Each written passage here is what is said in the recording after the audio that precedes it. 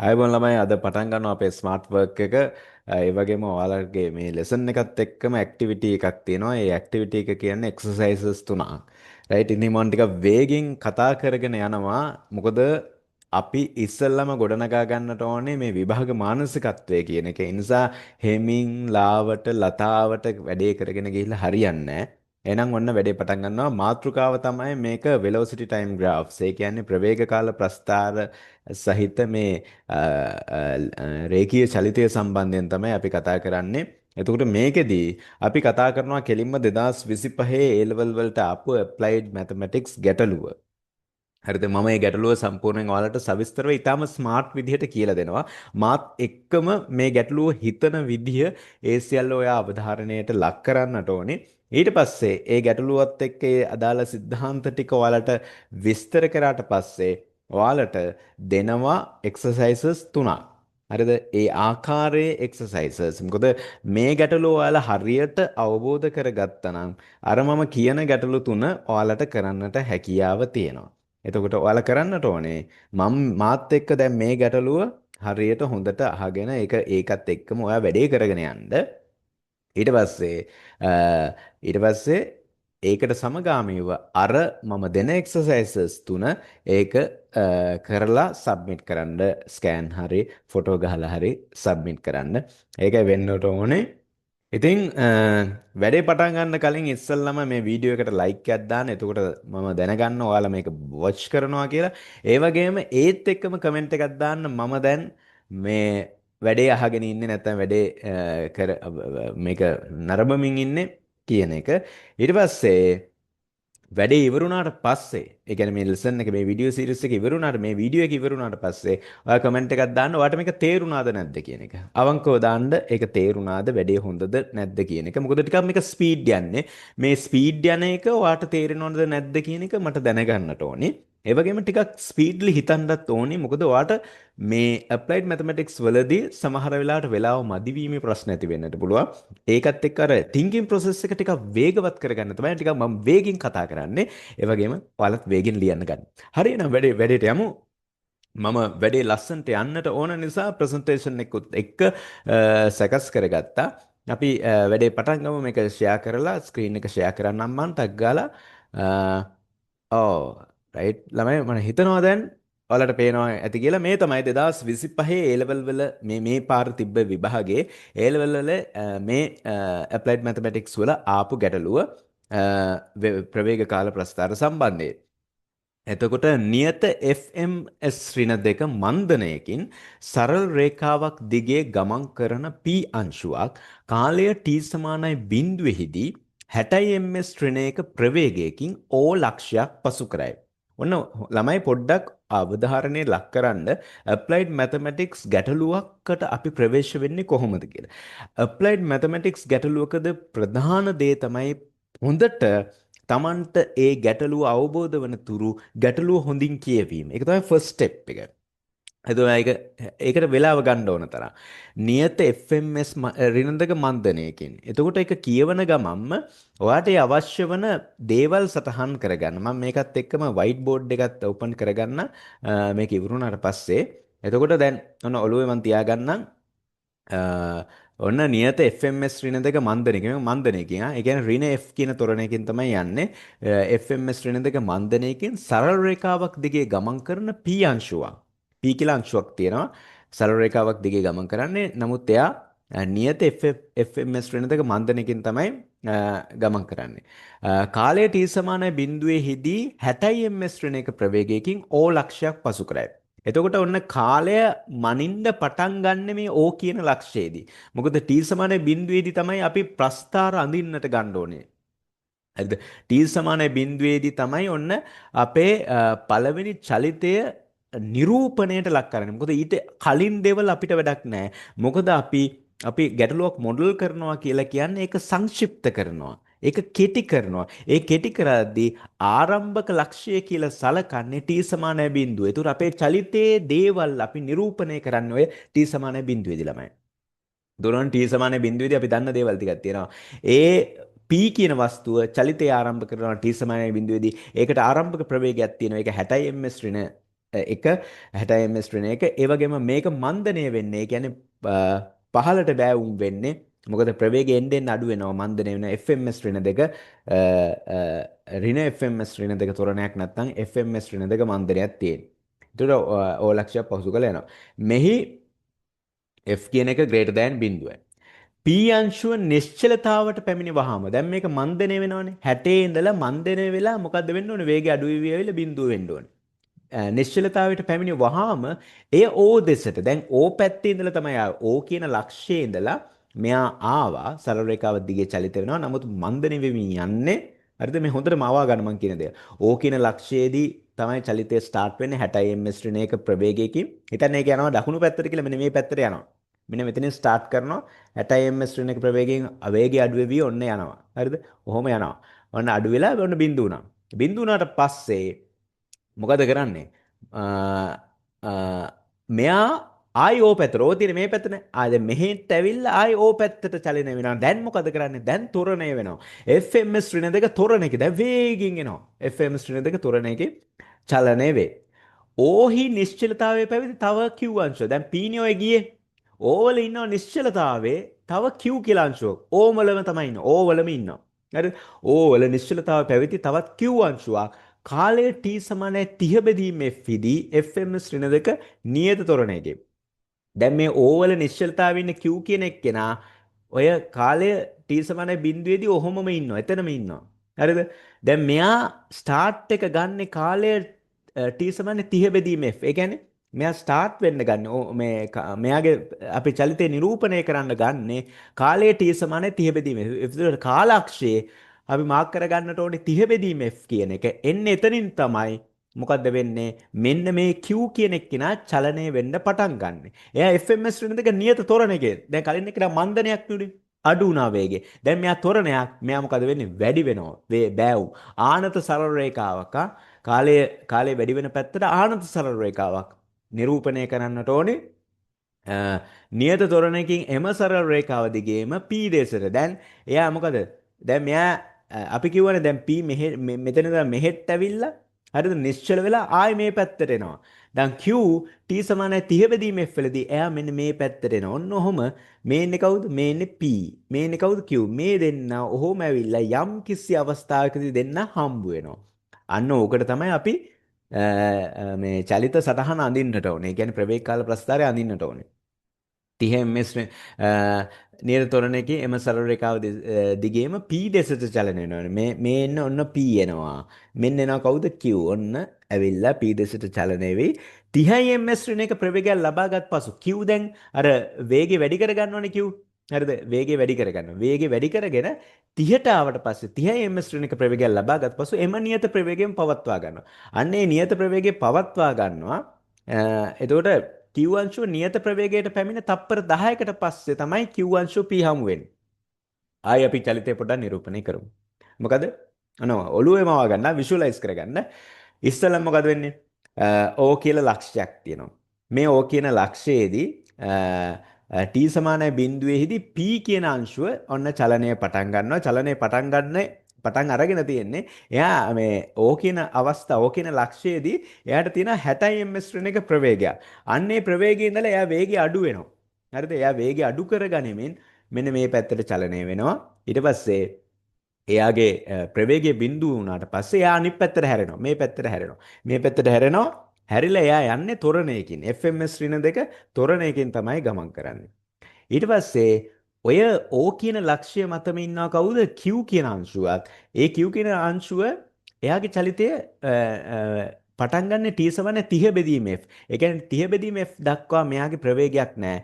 30 බෙදීම F වලදී මෙයා පටන් ගන්නවා FMS ඍණ දෙක තොරණයකින් චලනය වෙනවා බිඳුවේ ඉඳලා FMS ශ්‍රේණ දෙක තොරණයකින් පටන් අර ගන්නවා. ඒකට එයා එන්න වේගය වැඩි කර ගන්නවා. වේගය ඊට පස්සේ එයා 30 ms ශ්‍රේණයකට ආවට පස්සේ මොකද කරන්නේ? එයා ඒ ලබාගත් ප්‍රවේගයෙන් දිගටම චලනය වෙනවා. ඒ දිගටම චලනය වෙනවා. එතකොට P මෙහෙම ගිහිල්ලා එයා මේ පැත්තට එමින් සිටිනවා. Q මේ පැත්තට යමින් සිටිනවා. මෙන්න මේ දෙන්න යම් කිසි අවස්ථාවකදී හමු වෙනවා. ඒ හමු වෙන්නේ අර Q යම් කිසි 30 ms ශ්‍රේණික ප්‍රවේගයක් අරගෙන ඒ ප්‍රවේගයෙන් තව තප්පර 10ක් ගියාට පස්සේ තමයි හමු වෙන්නේ. ඔන්න ඕක තමයි සංසිද්ධිය. ඉතින් අපිට කියනවා Q අංශු P අංශු හමු වෙනවා. එකම රූප සටහනක t සමානයි බිඳුවේ සිට p හා q හමු වන තෙක් ඒවායේ චලිත සඳහා ප්‍රවේග කාල ප්‍රස්ථාරවල දල සටහන් අඳින්න. f සමානයි 3 බවත් o සිට අංශු හමු වන ලක්ෂයට දුර 450 බව පෙන්වන්න. අපිට ඒතර තොරණේ අගය අහනවා f අගය ඒ වගේම මේ o සිට අංශු හමු වෙන මේ මෙතනනේ o තියෙන්නේ. අංශු දෙක මෙන්න මේ අවස්ථාවේ හමු වෙනවා. ඒතකොට මෙතන ඉඳලා තියෙන දුර. ඒ කියන්නේ ඔතනදී අපිට හොයන්න තියෙන විස්ථාපනය. විස්ථාපනය 450ක් කියලා පෙන්වන්න තියෙන්නේ. එතකොට ඔතන තියෙන වැදගත්ම දේ තමයි මේ ගැටලුව ඔය මම කියපු විදියට හිතලා ඒක මොඩල් කරගන්න. ඒකට දල සටහනක් ඔයා ඇඳ ගන්නට ඕන. ඒ කියන්නේ මොකද්ද දල සටහන? ඔන්න බලන්න මම මේ දල සටහන ඔයාලට පෙන්වන්නම් ඒක අඳින ආකාරය. මම ඒකට white board එකක් පාවිච්චි කරන්නම්. මම මෙතනින් ගන්න white board එකක්. මේ තමයි අපේ මාර්ගපතය කියලා හිතන්න. මෙන්න O. මේ තමයි O. හරිද? දැන් පළවෙනියෙන් පටන් ගන්න P නේ. P මොකද්ද කියන්නේ? P ඉන්නවා මෙන්න O කියන ලක්ෂයේදී. හරිද? මෙන්න මෙතන ඉන්නවා O. O කියන ලක්ෂයේදී ඉන්නවා කවුද? P. P මොකද්ද වෙන්නේ? P ආරම්භයේදී මෙයාට දැන් මෙයා මේ මීට කලින් එන්නේ මෙහි ඉඳලා එන්නේ නමුත් අපි චලිතය මෙෂර් කරන්න ගන්න මෙතන O ඉඳලා. O ඉඳලා තමයි මෙෂර් කරන්නේ. මේ O වලදී P ට තියෙනවා ප්‍රවේගයක් කීයද වැලියු එක 60යි. 60 ms ශ්‍රේණික ප්‍රවේගයක් තියෙනවා. ඒ වගේම මේකට තියෙනවා අපි කොච්චරද මෙයා මන්දනය වෙන්නේ. ඒතර fms ශ්‍රේණ දෙක මන්දනයක් තියෙනවා. හරිද? fms ශ්‍රේණ දෙක මන්දනයක් තියෙන්නේ. ඒතර ඔය තමයි P. හරිද? මෙයා මොකද කරන්නේ? මෙයා මේ පැත්තට ඔහම චලනය වෙලා හරිද? චලනය වෙද්දි මෙයාගේ ප්‍රවේගය එන්න එන්න මොකද වෙන්නේ? අඩු වෙනවා. මෙන්න මේ යම් කිසි අගයකදී යම් කිසි පොයින්ට් එකකදී මෙයාගේ ප්‍රවේගය බිඳුවක් වෙනවා. බිඳුවේ ms ශ්‍රේණියක වෙනවා. හරිද? බිඳුවේ ms ශ්‍රේණියක වෙච්ච ගමන් මෙයා මොකද කරන්නේ? මේ පැත්තට චලනය වෙනවා. අනිත් පැත්තට චලනය වෙනවා. කෝකෙන්ද? fms ඍණ දෙක ත්වරණයකින් fms ඍණ දෙක ත්වරණයකින් මේ පැත්තට චලනය වෙනවා. ඒ අවස්ථාවේදී ඔන්න q කියලා ලක්ෂයකුත් ඉන්නවා. හරිද? එයා බිඳුවේම ඉන්නේ. බිඳුවේ ඉඳලා එයා මොකද කරන්නේ? කාලය t සමානයි 30 බෙදීම f වුණාට පස්සේ 30 බෙදීම f වුණාට පස්සේ මොකද කරන්නේ? මෙයා මේ පැත්තට චලනය වෙනවා. දැන් මේ q මේ පැත්තට චලනය වෙනවා. p මොකද්ද කරන්නේ? මේ ඉන්නේ p. p මොකද කරන්නේ? මේ පැත්තට චලනය වෙනවා. මේ දෙන්න යම් කිසි අවස්ථාවකදී හමු වෙනවා. මේක තමයි හමු වන අවස්ථාව. හරිද? මේ හමු වන ලක්ෂ්‍ය. ඒතර මේ හමු වන ලක්ෂ්‍යදී අහන්නේ මෙන්න මේ O සිට තියෙන දුර කොච්චරක්ද කියලා. මේ ඩිස්ටන්ස් එක තමයි හොයන්න කියන්නේ. හරිද? ඒක හොයන්න කියන. ඒ වගේම මේ F ත්වරණයේ අගය කීයද කියලා හොයනවා. ඕක තමයි අපි ගැටලුව මොඩල් කරගන්නවා කියන්නේ මේක. මේ වෙච්ච සංසිද්ධිය මොකක්ද කියලා අපි දල රූප සටහනකින් ඇඳ ගැනීම තමයි මොඩල් කරනවා. මේක අනුසාරයෙන් තමයි අපි ප්‍රවේග කාල ප්‍රස්ථාරය අඳින්නේ. හරි. දැන් එනවා අපි දැන් මේක අවබෝධ කරගත්තනේ. දැන් අපි ප්‍රවේග කාල ප්‍රස්ථාරයට යන්. ඒක මම මෙතන නිරූපණය කරලා තියෙනවා. රයිට්. ඔන්න බලන්න. මේ ප්‍රවේග කාල ප්‍රස්ථාරය ගත්තොත් එහෙම මෙන්න මේ ඉස්සෙල්ලාම මේ මම ඔයාලට වටහා ගන්නට මෙතන නෝට් එකක් දැම්මා. ප්‍රවේග කාල ප්‍රස්ථාරයේ y අක්ෂයේ ප්‍රවේගයේ v සහ ප්‍රවේගය නිරූපණය කරනවා y අක්ෂයෙන් කාලයේ x අක්ෂයෙන් නිරූපණය කරනවා. ඒකත් මම ඕනනම් ඔයාලට අර මේ white board එකේම පෙන්නන්නම් ඔයාලට. ඒ white board එකේ ඒක ඔයාලට පෙන්නුවොත් දැන් මේකේ දැන් අපි නිරූපණය කරන්න යන්නේ. දැන් මම මේක ප්‍රවේග කාල ප්‍රස්ථාරය ඇන්දොත් එහෙම මෙන්න y අක්ෂය මේකෙන් ප්‍රවේගය නිරූපණය කරනවා. මේ අක්ෂයේ කාලය නිරූපණය කිරීමක් සිදු කරනවා. හරිද? එතකොට දැන් අපි ඉස්සෙල්ලම කාගෙන්ද පටන් ගන්නෙ? කාගෙන්ද පටන් ගන්නෙ? අපි p ලක්ෂයෙන් පටන් ගන්නෙ. p වල ආරම්භයේදී ප්‍රවේගයක් තියෙනවා කොච්චරද? 60ක්. මේ ප්‍රවේගය මොකද වෙන්නේ? එන්න අඩු වෙනවා. අඩු වෙලා නිශ්චල වෙනවා. නිශ්චල වෙලා ඒ අනිත් පැත්තට ඒ ගමන් මේ අනිත් පැත්තට යනවා. කොච්චර ප්‍රවේගයකින්ද යන්නේ? මේ කොච්චර ත්වරණයකින්ද යන්නේ? f වල. ඒතර ත්වරණය වෙනස් වෙන්නේ නැහැ. හරිද? ඒතර මේක අපිට මේ විදිහට තමයි දක්වන්නේ. එකම සරල රේඛාවක් දිග යනවා. මේ මෙතන ඇද වෙලා නැහැ. එක දිගට ගමන් කරනවා. එක දිගට මොකද දෙයක් වෙන්නේ. මේ විදිහට එක දිගට නිරූපණය කරන්නට ඕනේ. හරිද? මේකෙදී ඔයාලා දැනගන්නට ඕනේ නිරූපණය කරන දේවල්. අන්න ඒක තමයි වඩා වටිනා දේ. හරිද? දැන් මෙතන අපි සාමාන්‍යයෙන් බෑවුමනේ. තොරණේ කියන්නේ බෑවුම මෙන්න මේ විදිහට අපි තොරණේ මේ ආනත රේඛාව ඔස්සේ මේ විදිහට දාගන්න. F කියලා වරහන් ඇතුලේ දාගන්න. ඒ තමයි බෑවුම නිරූපණය කිරීම. හොඳට මතක තියාගන්න මේ උඩේක 60යි නම්. හරිද? අපි මේ මෙතන යම්කිසි කාලයක් නම් මෙහෙම දැක්කුවොත් හරිද? මේක අපි t කියලා ගත්තොත් එහෙම මේක 60යිනේ. එතකොට මේ ඔස්සේ යගේ තමයි මේ F කියන්නේ මේ කර්ණය. හරිද? මේ කෝණයත් එක්ක ගලද්දි මේක සම්මුඛ පාදය. ඒතර බද්ධ පාදය අපිට හැමතිස්සෙම හොයන්න පුළුවන් 60 බෙදීම F කියලා. හරිද? 60 බෙදීම මේ මෙතනින් අගේ කොච්චරද දෙන්නේ? 60 බෙදීම F. මේ උස බෙදනවා මේකෙන්. මේක දුන්නා කියන්නකෝ.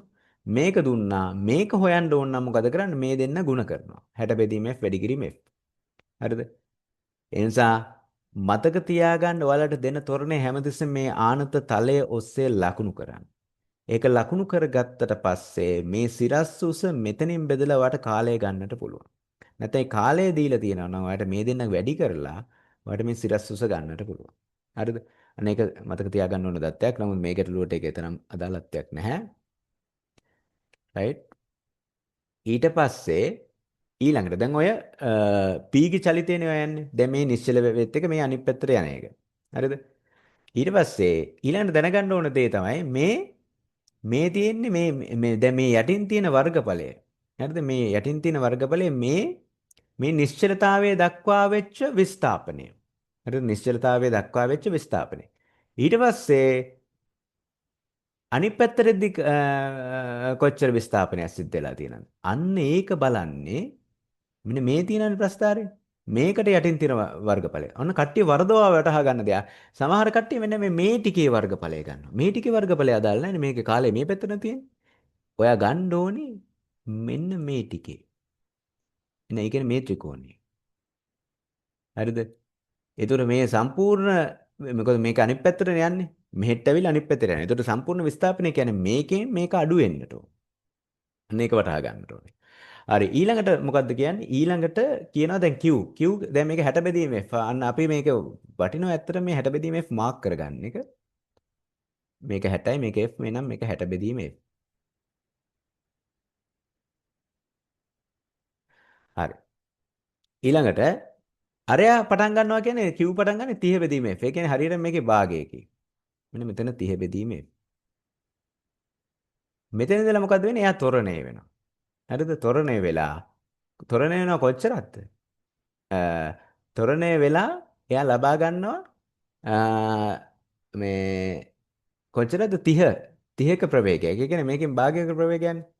ඒ භාගයක ප්‍රවේගයක්. ඒ කියන්නේ මෙන්න මේ අපි මාක් කරනවා 30. මෙතන 30. හරිද? ඔන්න වටිනා සංසිද්ධිය.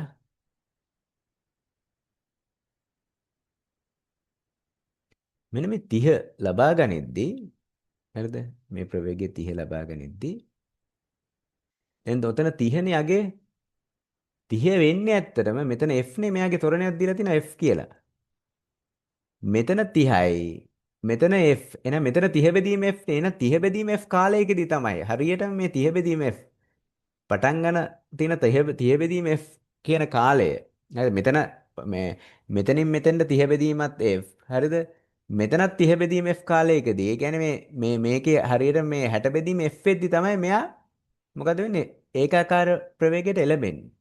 එතකොට මෙතන මේ විදිහට ඇවිල්ලා හරිද? මෙන්න මේ ලක්ෂයේදී තමයි ඒකාකාර ප්‍රවේගයට එළඹෙන්නේ. එතන ඉඳලා යනවා කියන කොච්චරද? තප්පර 10ක්. හරිද? එතකොට මෙතන හැදෙනවා ත්‍රිපිසියමක්. මේ ත්‍රිපිසියමක්. මේ ත්‍රිපිසියමක්. මේ ඍජු කෝණාශ්‍රය මේ ත්‍රිකෝණය එකතු කරාම ත්‍රපීසියමක් හැදෙනවා. අන්නේ ත්‍රපීසියම හරිද? ඒ ත්‍රපීසියම වර්ගඵලය කියන්නේ මෙයා චලනය වෙච්ච දුර. ඒ කියන්නේ අර O ලක්ෂයේ ඉඳලා Q චලනය වෙච්ච දුර තමයි මේක. හරිද? ඒ චලනය වෙච්ච දුර හරිද? තමයි එයා ඊට පස්සේ මෙයා මොකද වෙන්නේ? අනිත් එක්කෙනා අනිත් පැත්තට යනවා. ඒතකොට අනිත් පැත්තට එන එක්කෙනා ඒ දෙන්න හමු වෙනවා. හරිද?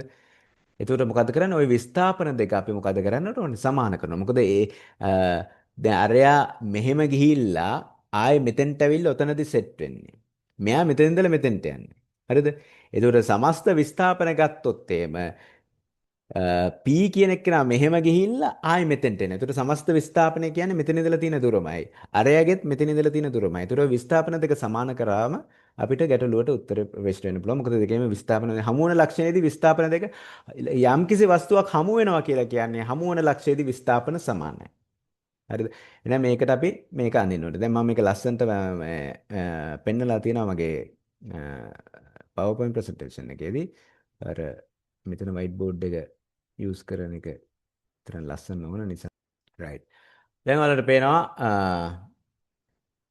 මම අර දුන්න නෝට් එක කියන්නම් ආයේ ප්‍රවේග කාල ප්‍රස්ථාරයේදී ප්‍රස්ථාරයේ y අක්ෂයේ ප්‍රවේගය සහ x අක්ෂයට කාලය ගනිමු. p සඳහා බිඳුව 60 දී ඒ කියන්නේ ආරම්භක ලක්ෂයේදී 60යි ප්‍රවේගය. 60 බෙදීම f දී කාල අක්ෂය ඡේදනය කරමින් ඍණ පැත්තට දෙන සරල රේඛාවක්. අපි එහෙම ඇඳ එක. ඊට පස්සේ t සමාන 30 බෙදීම f දක්වා නිශ්චල වෙලා q පසුව v සමාන 30යි ms ඍණ එක දක්වා තොර නෙවෙයි තත්පරයන් තත්පර 10ක නියත ප්‍රවේගය ලබා ගන්න. එතකොට ඕකට ඩයග්‍රෑම් එක ඇඳොත් මේ බලන්න.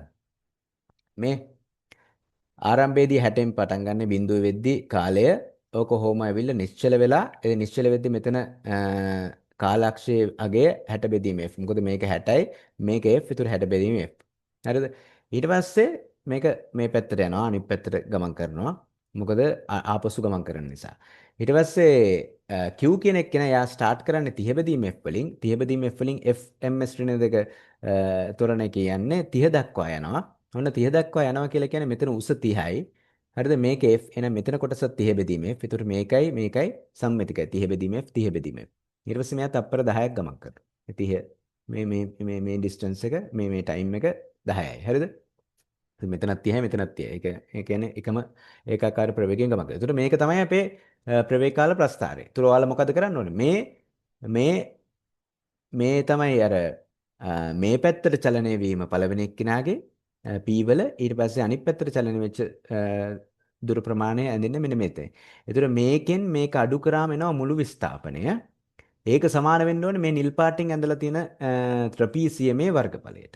ඒතර ඕකට තමයි අපි ගැටලුව සකස් කරන්නේ. හරිද? ගණනය කිරීම.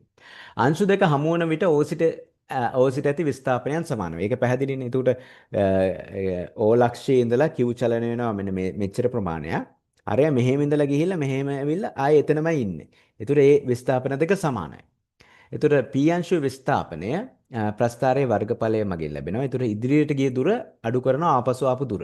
අපි බලමු මේක කොහොමද කියලා. ඒතර එනවා මේ ඉදිරියට ගිය දුර ත්‍රිකෝණයක් ආපසු දුරත් ත්‍රිකෝණයක්. අපි බලමු ආයෙත් ප්‍රස්ථාරයට ගිහිල්ලා මේ ඉදිරියට ගියපු දුර කියලා කියන්නේ භාගයක් මේ ත්‍රිකෝණය. ඒතර භාගයක් මේ ප්‍රමාණය කීයද 60 බෙදීම f මේක 60යි. ඒතර භාගයක් 60 වැඩි කිරීම 60 බෙදීම f තමයි මේක. අනිත් එක මේ ඩිස්ටන්ස් එක කීයද 10යි. මේ ඩිස්ටන්ස් එක 10යි. මේ උස කීයද? අන්න ඒක තමයි ප්‍රශ්නේ. මේක බලන්න ඔන්න මම අර බෑවුම් මත තොරණ ලකුණු කරන එකේ වාසිය වෙන්නේ. මෙතන f නේ. මෙතන 10යි. මෙතන 10යි කාලය. මෙතන f එහෙනම් මේ උස එන්නේ මේ 10 වැඩි කිරීම f. එතන මේක 10යි. එතන මේ ත්‍රිකෝණයේ වර්ගඵලය කීයද වෙන්නේ? භාගයේ වැඩි කිරීම 10 වැඩි කිරීම 10 බෙදීම f. sorry. මේක කීයද? මේක 10යි. මේක f මේක කීයද? 10යි f. හරිද? මේක උස 10යි f. ඒතර භාගයක් 10 වැඩි කිරීම 10යි f. හරිද?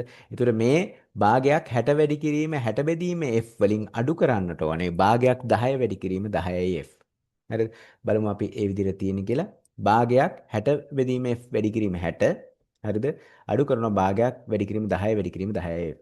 එතකොට මේ දෙක සුළු කරොත් මෙතන ඔයාලට පේනවා 1600 1600 දෙකෙන් බෙදුවම 1800. sorry. මේක 3600 3600 දෙකෙන් බෙදුවම 1800. එතකොට 1800 යට f. ඍණ මේකට 5ක් කැපුවම 50යි f කියලා එනවා. ඔන්න ඔය විදිහට සුළු කරගන්න. 1800 බෙදීමේ ඍණ 50යි f. 1800 බෙදීමේ ඍණ 50යි වේ. හැමතිස්සෙම මේ අපේ කොටස් වශයෙන් සුළු කරගන්න එක ලේසියි. කොටස් වශයෙන් සුළු කරගත්තම අපිට අවසාන උත්තරය සංකීර්ණ වෙන්නේ නැහැ. හරිද? ඒතර මෙතන 1800f ඍණ 50යි. මීට වඩා සුළු කරන්න යන්න එපා. ඔය විදිහට ලස්සනට තියාගන්න. ඊට පස්සේ අනිත් එක ගත්තොත් ඒක ත්‍රපීසියම. හරිද? ත්‍රපීසියම ඔයා දන්නවා ත්‍රපීසියම වර්ගඵලයක් ගන්නෙ මේ බලන්න ත්‍රපීසියමේ වර්ගඵලය. එතකොට මෙතන ත්‍රිකෝණයයි ත්‍රිකෝණාශ්‍රය වෙනම ගන්න පුළුවන්. නමුත් අපි ට්‍රපීසියම් ගමු. ට්‍රපීසියම් කියලා කියන්නේ මෙතන සමාන්තර පාද දෙකක් තියෙනවානේ. මේ සමාන්තර පාදයේ දිග කීයද? මෙතන 30 බෙදීම f මේක 10යි. මේකත් 10යි. එතකොට භාගයක් සමාන්තර පාද දෙකේ එකතුව වැඩි කිරීම උස තමයි ට්‍රපීසියම් වර්ගඵලය කියන්නේ. භාගයක් සමාන්තර පාද දෙකේ එකතුව වැඩි කිරීම උස. උස කීයද මෙතන? 30යි. හරිද? සමාන්තර පාද දෙක ගත්තොත් භාගය වැඩි කිරීම මෙතන සම්පූර්ණයෙන් වෙනවා 30 බෙදීම f මේක 10යි මෙතනත් 10 එකතු කරාම 20යි 10 10 20යි. භාගයක් 30 බෙදීම f එකතු කිරීම 20 වැඩි කිරීම 30. ඔන්න අපි බලමු ඒක තමයි එතෙන්ට එන්නට ඕනේ.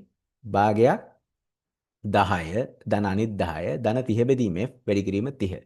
එතකොට එනවා මෙන්න මේ 30යි මේ දෙකයි කපන්න පුළුවන් 15යි කියලා 10 10 20යි 20 ධන 30 බෙදීම f. මෙතන සුළු කරොත් 15 රක් 20 300යි 300 ධන මෙතන 15 වැඩි කිරීම 30 කියන්නේ 450යි 450 බෙදීම f. දැන් මේ දෙක මොකද කරන්න ඕනේ සමාන කරනවා. මේකයි අර කලින් ගත්ත උත්තරේ වන මේ අගය. මේ දෙන්න සමාන කරන්න. වැඩේ ලස්සනට එනවා. එහෙනම් මම මේක වයිට් බෝඩ් එකේ ඔයාලට ඇඳලා පෙන්නන්නම්. අපි කරන්නට ඕනේ මේ විස්ථාපන දෙක සමාන කරන එක. විස්ථාපන දෙක සමාන කරන්න පුළුවන් අපිට මේ විදිහට 1800 කීයද ළමයි තිබ්බේ 1800 බෙදීම f ඍණ 50f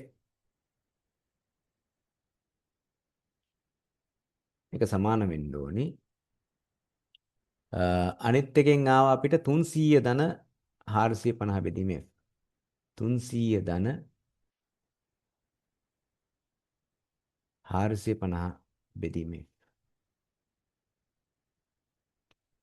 අපිට දැන් මෙතන